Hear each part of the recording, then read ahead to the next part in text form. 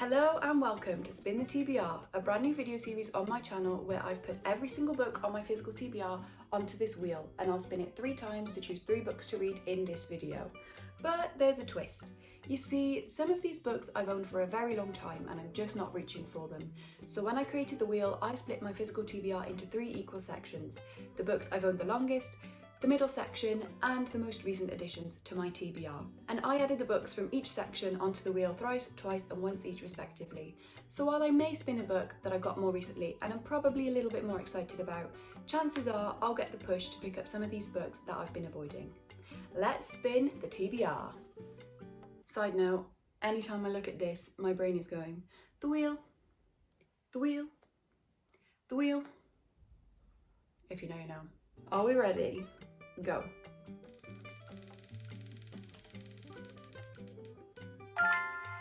Ready or Not by Cara Bastone. Ooh, okay. That's exciting.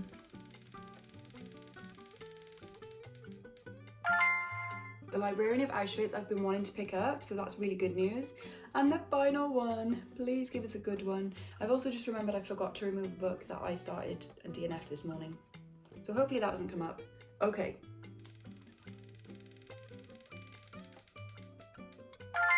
The Letters. Okay, this is by Fiona Robin. It's a very unknown book. It's one of the least read books on my physical TBR, I think. So that's exciting. Okay, yay!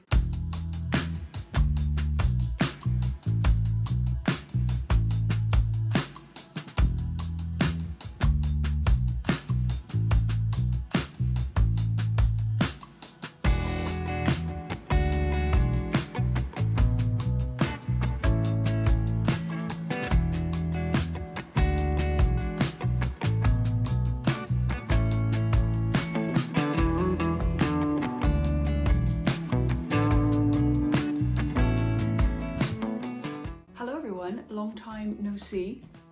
Well, not for you, but for me it's been a good few weeks since I touched this vlog, and I think over a month since I spun the wheel. So a couple of weeks ago I finished The Librarian of Auschwitz. I have now started the second book, but let's talk about this one first. There are so many words I could use to describe this book. Hopeful, heartbreaking, heartwarming, inspiring, insightful, just so many words, but for me the one that stands out the most and really encapsulates this book is thought-provoking, because we've all heard at least something about World War II, Auschwitz, concentration camps, right? We all have at least some awareness of that, but to learn about it in school, to read history books, to watch films, documentaries, whatever, it's still quite far removed, whereas reading someone's perspective and someone's actual story just hits home on a completely different level. And yeah, this is fiction, but it's based on a true story. The main character Dita was a real person and she was the librarian of Auschwitz. Freddie Hirsch was a real person, you know, and it tells the story of these people, Dita and her family and friends, and all the other people she was there with and all the other people involved. It's not exact, not every single part of it is fact, but it really portrays the story of these people's experiences and how it was, and I just think it was so well done. There were a couple of times I caught myself thinking, this is written a little bit childishly, but then I was like, well actually Dita, the main character, is 14 years old, so that actually makes sense, and her essence of her personality I think was captured really well on the page. You know, her courage, her determination, resilience, strength and fearlessness all came across so well on the page, but alongside that her terror, her fear, her panic, her heartbreak, just so many emotions at the same time, and you really felt them, and it felt like you were getting to know Dita and inside her mind. I think it was really well done. A little note on the translation, because I am absolutely in awe of translators. So this book was originally written in Spanish. It's hard for me to know, as someone who can't read the book in Spanish, how much of it is like is completely true to Antonio Turvey's writing and his writing style and the exact, not necessarily wording and phrases, but the feeling that he puts into it. To make it English, the translator Lilith Kaelin Thwaites, how much of herself has she subconsciously or consciously put into that? How much has she had to change it to make it make sense in English in the same kind of way it makes sense in Spanish? I think it's a really interesting point, but I think both of these people, both the author and the translator, have done a really fantastic job of allowing this story to be shared, of this brave young girl who just went through things that we just can't even imagine. Yeah, I like this one a lot. I do think I always compare World War II stories and like memoir type books to Three Sisters by Heather Morris, which is one of the first ones I read. Nothing that I've read so far has quite matched up to that. I thought that was absolutely excellent, but still I think this is just, it's just a different story and a different person's story, and yeah, I definitely recommend it. It was a really great harrowing read. Oh, those are some of the other words. Harrowing, poignant, you know, just haunting. Just the things these people went through is unimaginable, horrendous. Like, words like that just don't, they're not enough, but I don't know how to put it into words how awful it was.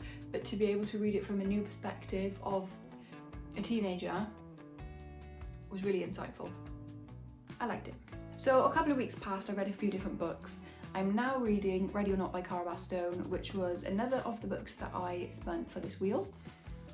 I'm about halfway through, not quite halfway through, a little just before chapter 13. I'm enjoying it, but I don't feel very well connected with our main character, Eve. I don't know, I like her. I feel like we could be friends, but not best friends. Do you know what I mean? Like, her humour, for me, feels like she's trying a little bit too hard to be funny, but I don't think she is. I think that is just not working exactly right for me. Like, her jokes just aren't super landing perfectly for me. I am enjoying the love interest. I really like him. I think he's going to be a really good book boyfriend for me. But I don't want to say too much about that.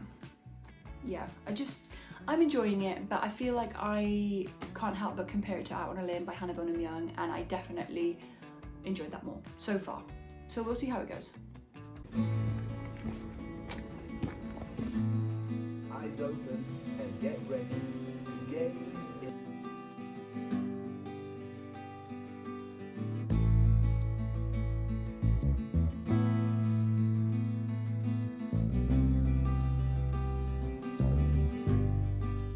I have no idea if this angle is going to work at all, but I finished Ready or Not last night. It's very much sitting 3 range-ish for me, 3-star range for me. I didn't find myself connecting with any of the characters. There was a little bit after I gave my last update where Eve started to be a little bit more vulnerable, and then I started to connect with her a bit more, but it didn't last long before she started going into that back and forth of, do I like him, don't I? We just know you do. I just find that annoying. Yeah, and then when she decided pretty quickly, thank goodness, that yeah, actually I do really like him. In fact, I love him. That's great, but I don't know. They just weren't people that I would fall in love with, question mark. I don't know, there was just something that just didn't quite click for me. But yeah, it's a nice storyline, it is a good story, but the characters just didn't quite click for me, like I said. And the writing was nice, but she just would put like a simile or metaphor in every single line, and for me it was a bit too much. But other than that, it was fine, it was nice. It's not going to be more than like a 3.5, maybe 3.75 star. It's not going to be less than a 3. I haven't decided exactly what it's going to be yet. But that's the first book. If you're looking for a pregnancy romance, I would definitely recommend Out on a Limb over this. But everyone's different. Some people might prefer this. So, there you go. That was a whole lot of nothing that I just said, wasn't it? And then I moved on to the letters. I started this last night, but I literally read one chapter. Oh, I didn't even finish the first chapter. Yeah, I read 6 pages, so I really can't give any thoughts on this yet. All I know is that we're following a 51-year-old woman called Violet, and I think she's just having a bit of a, not midlife crisis, but a midlife personal development, re-understanding of herself. Violet Ackerman has drifted through a career, 4 children and a divorce without ever knowing who she is or what she wants. After moving to the coast, I don't know if I should read this whole thing to you, but here we go. After moving to the coast, she starts receiving a series of mysterious letters sent from a mother and baby home in 1959, written by a pregnant 20-year-old Elizabeth to her best friend. These letters intersperse Violet's turbulent relationships with her lover, her infuriating son, and the eccentric fellow members of the village committee. Who is sending Violet these letters and why? What will happen to Elizabeth's baby? The letters invites us to see what happens when we don't run away. Will love be enough to encourage Violet to stay? I didn't wake up long ago, so the voice isn't really voicing yet, but hopefully that was okay. I would love to say I'm going to sit and read half an hour now, but I have got to do some uni work. So that's first thing on the agenda for today, and then hopefully I'll get a fair chunk of this done. I've got 3 night shifts now, and I have nothing to do in the days. Starts tonight, so hopefully I'll do a fair bit of reading in the days while I'm resting, but we'll see.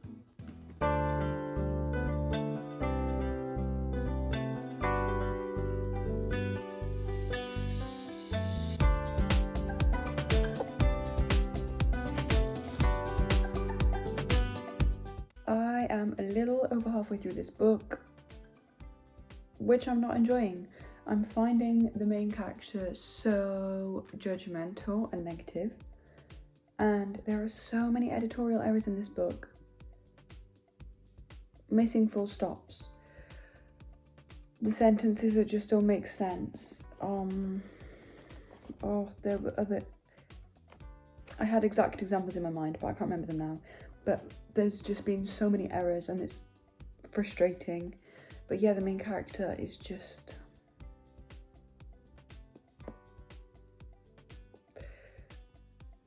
not that nice. I have a few potential predictions about what's going on. Obviously, one good thing to say about this book is I'm still reading it, so I am a little bit intrigued as to the kind of mystery side. There's a little bit of, about these letters, right? Why is she getting them? So I've had a few ideas about why that might be, who some of the characters are that she's getting to know later in life, and just, yeah, I'm kind of interested, but it does have DNF potential. I think I'm just going to carry on with it now, but I am not really enjoying it.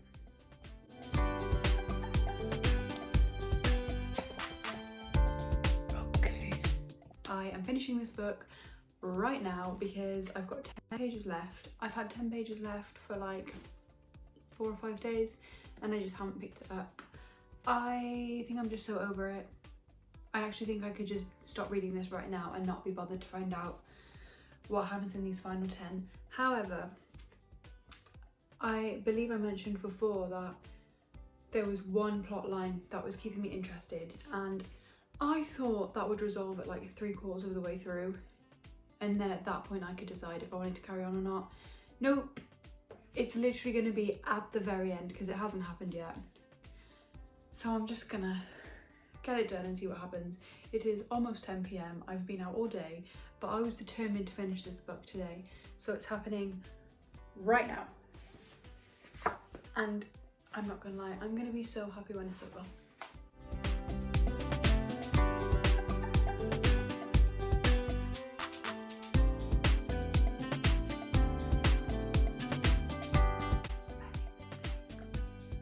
What character's name?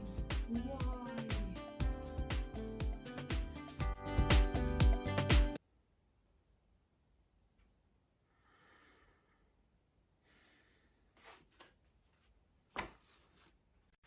Why not throw a bit of racism into the final few pages of this book?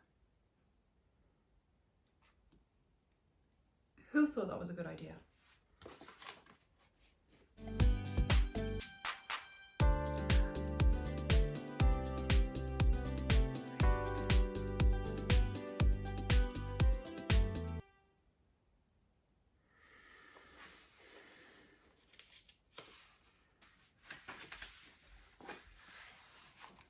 Okay, to be fair, I did not expect this.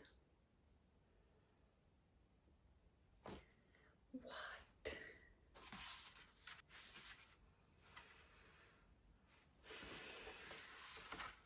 Wow, wow, wow.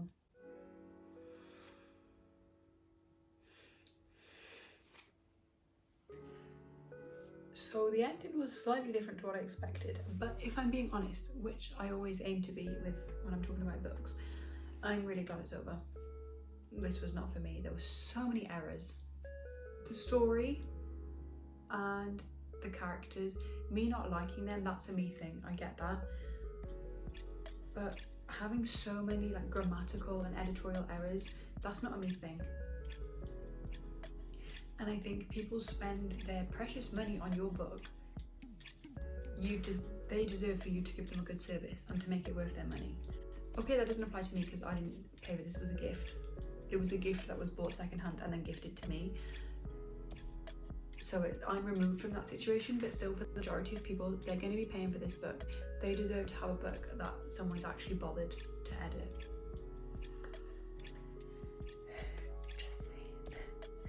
So yeah, that brings us to the end of this reading vlog, the Spin the Wheel reading vlog, Spin the TBR. I read The Librarian of Auschwitz by Antonio Iturbe, Ready or Not by Cara Bastone, and finally The Letters by Fiona Robin. By the way, this author has now changed her name to Satya Robin. And this is another thing, right? This author is by profession a psychotherapist and counsellor. How are you writing a character that's so judgmental? And not as in like that she finds herself at the end and like repents all her sins and her flaws. Like, no, this is just a quirky character who's like a horrible person. Yeah, not a fan. This was probably my favourite book out of these three, but none of them have been absolutely amazing. I am glad to have got them off my TBR though, especially this one, which I've had for a really long time. Will now be rehoming because, if you couldn't tell, I didn't enjoy it. But yeah, take my bookmark out. So there we have it. Thank you so much for watching. I do think I'll do this Spin the TBR reading blog style video again. I did enjoy having the kind of choice taken from me and just having to spin it and see what happened. And I've got to some books that I might not have otherwise, so I am happy. I do think I'll do this again, but for the time being, thank you so much for watching. I hope you've enjoyed, and I will see you next time. Bye!